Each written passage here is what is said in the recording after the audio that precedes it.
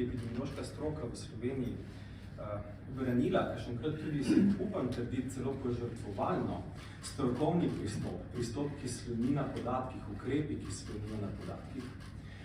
Tako je, kot smo epidemiologi delali na nacionalni ravni, je ECDC delal na ravni državnih članic, na ravni Evropske unije.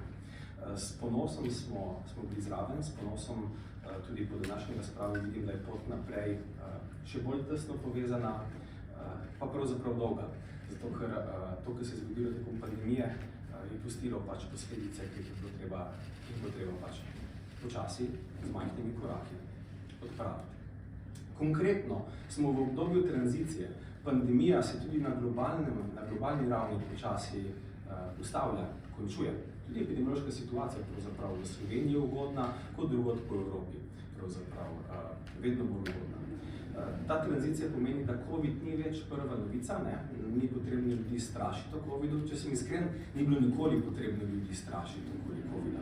Vedno je bilo potrebno ljudem dati tiste informacije, tiste realne informacije, ki so potrebne za pravzaprav odgovorno ravnanje, pač za odločanje za svoje zdravje.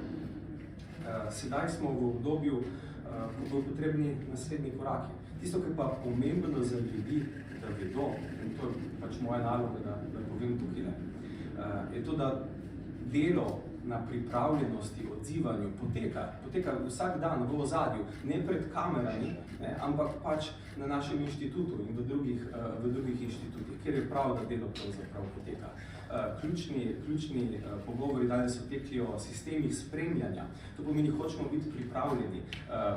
Še vedno sekveniranje ostaja pomembno. Novi sistemi spremljanja v odpadnih vodah, sistemi spremljanja v bolnišnicah in izven njih. To pomeni, želimo vedeti, kaj dogaja v Sloveniji in v Evropi, da se bomo lahko hitro odzvali, če bi bilo karkoli novega, karkoli nenavadnega, ki bi takšno odzivanje bilo potrebno. Ključna beseda tukaj je odpornost družbe proti pandemijam. To je tisto, ki nas čaka zdaj naprej. Torej, da je naša družba odporna proti tej pandemiji in tudi vseh ostalih, ki nas čakajo morda v bodoče. In kaj pomeni ta odpornost? Ta odpornost znotraj galaksija ukrepov ali pa priporočil ali pa pristopov, ki je tle zadaj skritih. Odpornost družbe pomeni, da moramo zgraditi družbo, ki bo minimizirala možnost preskoka novih virusov ali pa starih, porajajočih ali pa ne, iz živalskega rezervoarja na človeka. To je treba minimizirati možnosti. In brez da se bomo dotaknili pomembnih sistemskih tem, kakor so tudi klimatske podnebne spremembe, pač takšnih izzivov ne bomo mogoče se spopadati z njimi. Torej, brez da se dotaknemo tudi tako težkih tem.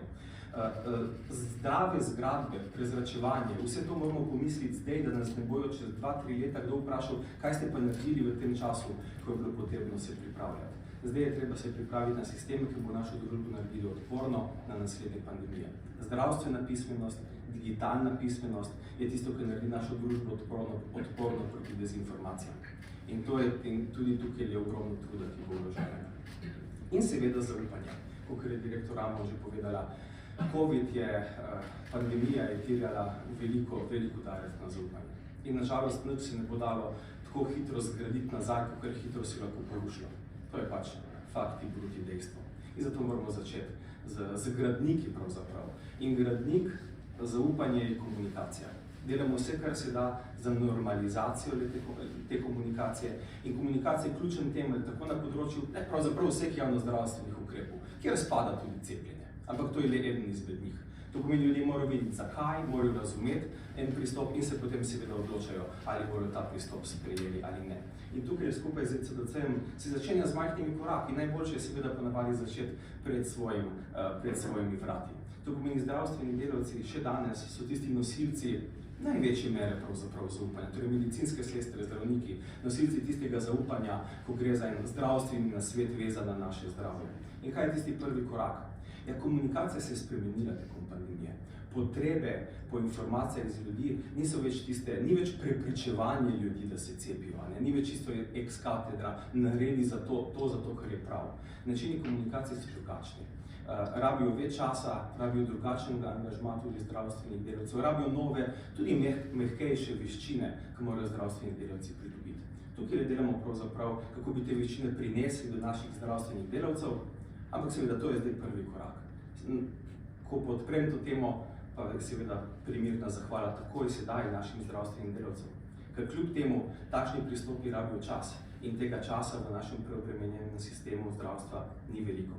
Tako da zdravstveni delavci, ki se še danes vzamejo tisti čas, da svojim pacientom razložijo zadevo, zakaj je tako in jim podajo informacije, ki so pomembne.